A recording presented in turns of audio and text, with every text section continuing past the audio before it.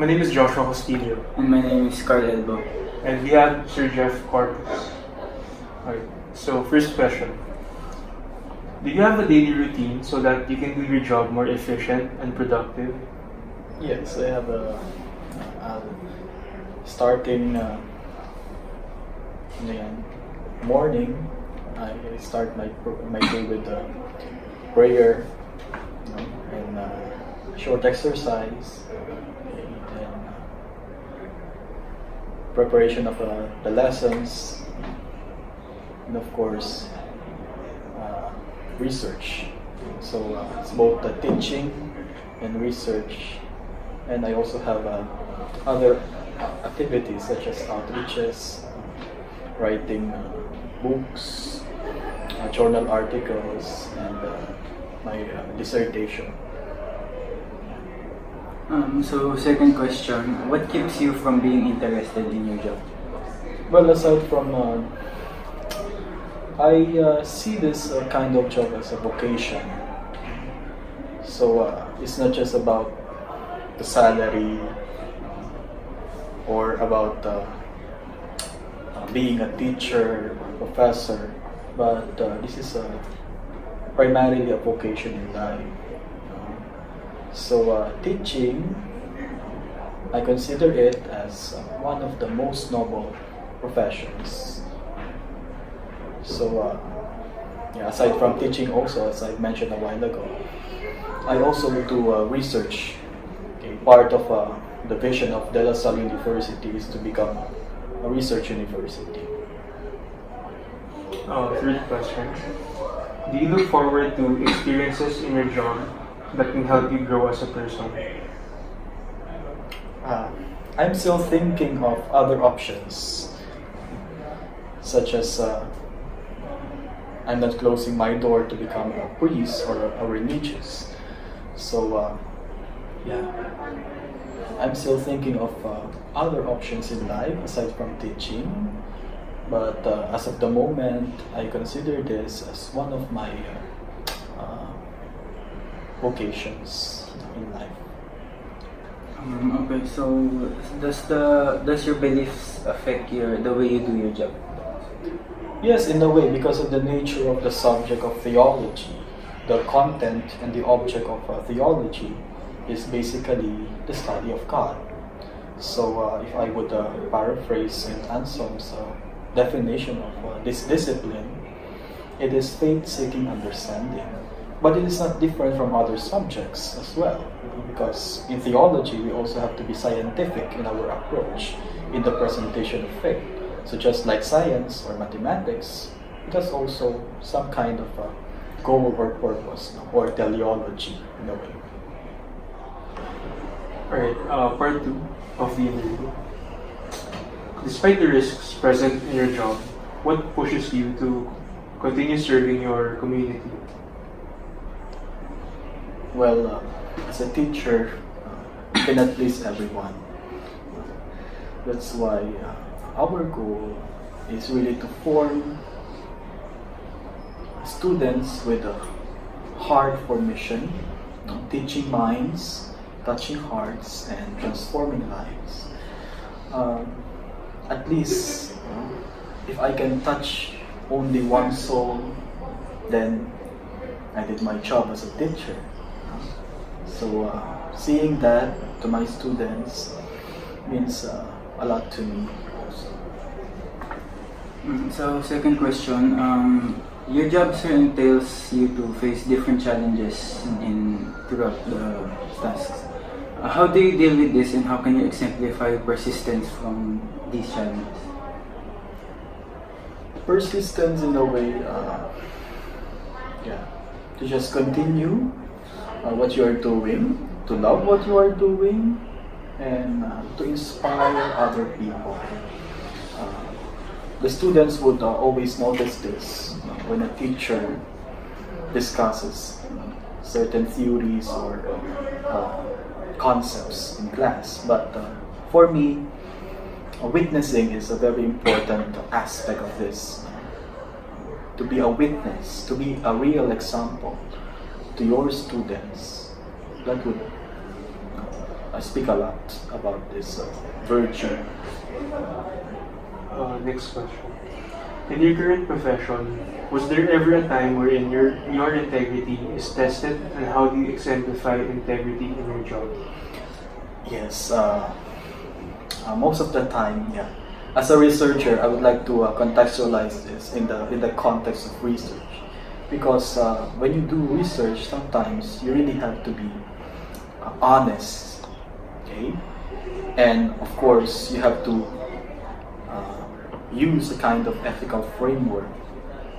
So you have to be knowledgeable also in the side of ethics, okay? Or sometimes you have to really be honest, okay? Ethical, okay? Kasali na yan sa pagiging researcher mo. Kasi most of the time, yung mga ibang researchers, walang ganung concept ng ethics. So mahalaga yan. Mahalagang malaman din natin. So for the last question for part 2, sir, as someone who's been working in this field for quite a long time, how can you say that you still show and exemplify vitality in your job, and how? Yes, according to some of my students, based on their evaluation, they would say that they enjoyed the class, the activities, the outreach programs. So I think that would be the basis. But if I would evaluate myself as a teacher, I still have to do more, and be able to execute the task of being a teacher, and of course a teacher of theology and religious studies. Alright, we're on part 3 of the interview. First question. How did the most developed form of love help you become who you are now? Well, in terms of love, it's not only about having a relationship with one or two. So love, for me, love is a kind of agape. Love it's the highest form of love, actually. It's a self-giving, self-emptying. You do not think about yourself anymore, but you're thinking of a wider community. So love is not erotic. Love is not only on the level of friendship or filial. But for me, love, just like Jesus Christ did, is really the core of or the central teaching of this Christianity. For example, in Christianity. So I would say that is my idea of love. So sir, in terms of kindness, what was the role of kindness in developing your relationships with others and in taking care of yourself? Kindness is a very important virtue. As a teacher, I think you have to be kind all the time. You have to be patient. It is connected to the virtue of patience, the virtue of humility also. So being kind requires kind of humility, be humble, be able to understand the things, and be able to love other people. And that's being kind. No matter what. No matter what it's the gender, race, ethnicity, religion. It's a kind of spirituality also. Last question for part 3. What is the purpose of social intelligence in your life, particularly in your career, and how do you embody it? Well, this is a very tough job. You have to know your audience. That's, I think, number one when you talk about interpersonal relationships. You have to know the situation of the young people, the millennials. You have to know what's going on, their culture in a way. So yeah, it is very important because here we're not only talking about intellectual quotient, emotional quotient, but we also have interpersonal quotient. So it's a kind of intelligence. You have to know the audience, the people, the context, and the social issues. So we're on part 4 of the interview. First question. Since sir, you are a theology teacher, are you willing to serve a government under a leader who practices unjust values or unhumane values? Yes, if there would be an invitation from that government official, then I would be willing to serve the government. But as of the moment, the way I see the government, it is very difficult as of the moment, the way I see it. So maybe in the near future, there will be an opportunity. Yeah. But again, let's go back to the main premise of this teaching profession. I'm not only serving De La Salle University, but I'm also serving the Filipino people. So, second question, sir. Do you believe it's fair to consider immoral options in decision making? No, it's not. It's not fair. Morality has no neutral side. When you are neutral, or on the side of, you are on the side of the oppressor. If you cannot decide, whether this is good or bad, then you have lost the moral compass. Last question for part 4. Do you think that it's important to consider the development of the person itself? Yes, of course. It's very important in the developmental psychology. Part of that is really to know, the different stages, the different virtues attached to these stages, and yeah, it is a process. Basically, it's a process. Alright, we're on part 5 of the interview. First question. How has your mercy towards other people affected your relationship with them after forgiving them? Not to brag about it, but I do immersion programs, community service, and I also help my other family members. So I help them by helping them finish the college, and also from time to time I help other people. Mercy is a very important element as a Christian.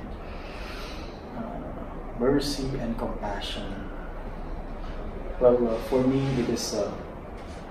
it requires self-humility, being humble, and of course, helping the needy. That's why we have this term, preferential option for the poor.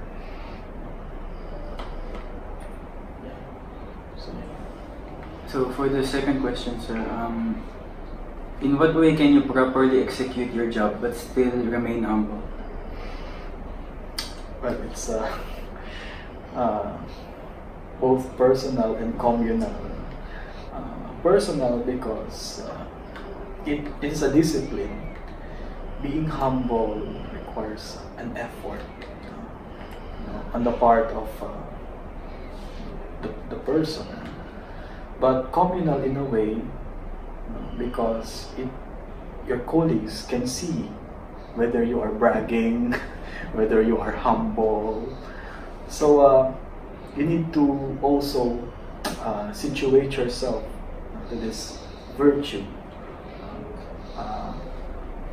mahirap kasi siya when you are in the corporate world or in the education setting, and even in the context of the student.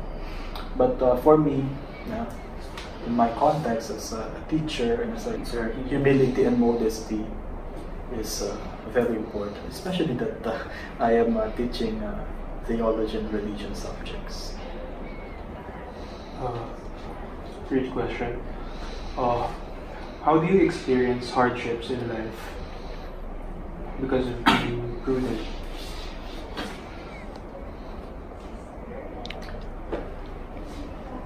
Prudence, I haven't experienced hardship, but you have to choose wisely. Kaya nga, yung prudent is very much applicable in terms of decision making. It ranges from small decisions until the big decisions in life. So, being prudent is very important in all those aspects. So, final question, sir. How do you control your impulses without it getting in the way of your responsibilities? I have this tendency of being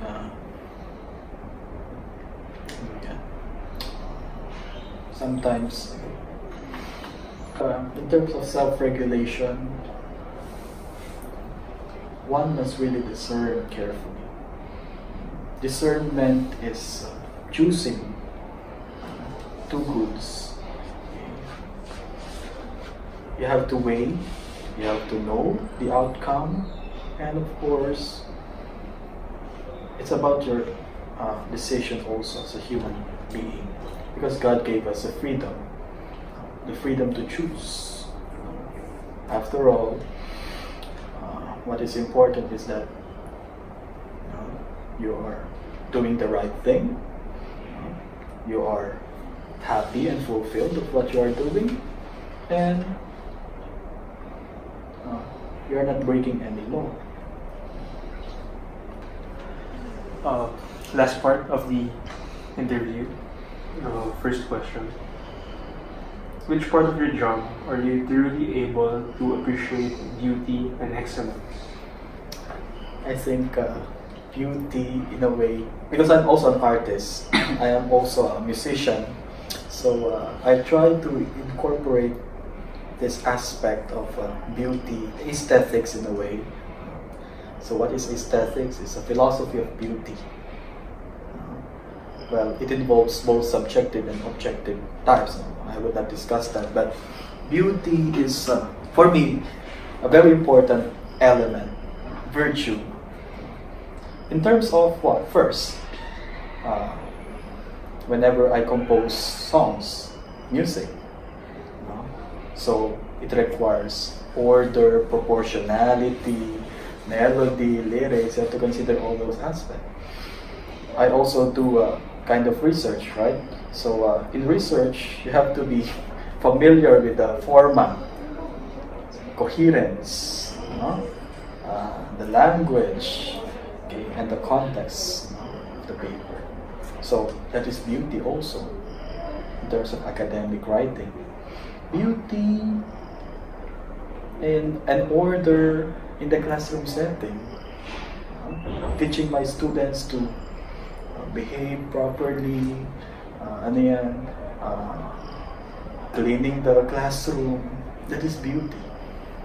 And in terms of my religion, in the liturgy, so I would consider this aspect, liturgy, as an appreciation of the beauty, the glory of God here on earth. So, next question, sir. Which part of your life do you feel that gratitude has helped you the most? Gratitude. Gratitude is the language of the believer. Thanking God for all the small things. The mere fact that we are alive today. Thanking Him for the beautiful day, for the friends, for the family, for the graces and blessings that we receive every day. So it's very important. We have to be thankful. No? Gratitude is the language of the heart.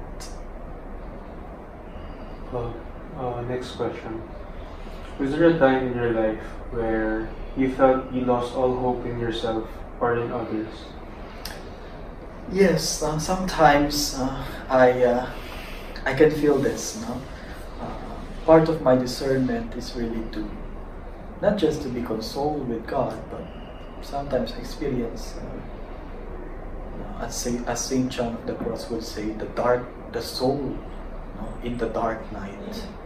So you have to experience a kind of pain, kind of a suffering, in order to see the light. So it's part of the process. Although it is painful, you have to undergo this trial. And it's part of being a Christian. It's not just about being happy and being joyful and fulfilled. So it's a mixture of sadness. After all, life is a journey. Life is a journey. Okay? But hope in this sense that we are still waiting for the ultimate, the coming of the kingdom of God. So it is both a state of the person. At the same time, it is a space, a spatio-temporal, if you would like to use the term in eschatology. See, it's about the eschatology, the last things. So, sir, which experience in your life do you feel that humor was important towards forming your character? Humor. Yeah, I apply humor appropriately, no? Dapat naman yung humor mo ay konektado rin dun sa subject or lesson mo, no? So, yung mga estudyante ko, gusto rin nila yan. Humor. It's connected to my work. In terms of my personal life, marami akong kaibigan na joker. And mind you, my bachelor's degree thesis is about the Filipino humor. So, yeah, matagal ko nang pinapag-aralan ng humor. Pero it also requires a kind of talent. Talent din yan. Pero hindi ako magaling magpatawa. Sa mga kaibigan ko lang, yun, marami kaming mga kwento-kwento. Pero yung iba kasi, mahirap patawanin eh. Dito sa Lasal, maraming nakakatawang kwento. Saka natin pag-usapan niya. Last question. In which part of your life did you need your spirituality the most? Yeah, spirituality. For me, it is both personal. Again, my spirituality is different from your spirituality. Now, as a teacher, this is, I think, the most important aspect. It is the core, of our humanness, of our being human, because it is there that we can see the divine. So it's very transcendent na in a way, So it is both personal, doon mo makikita yung transcendence or divine. So spirituality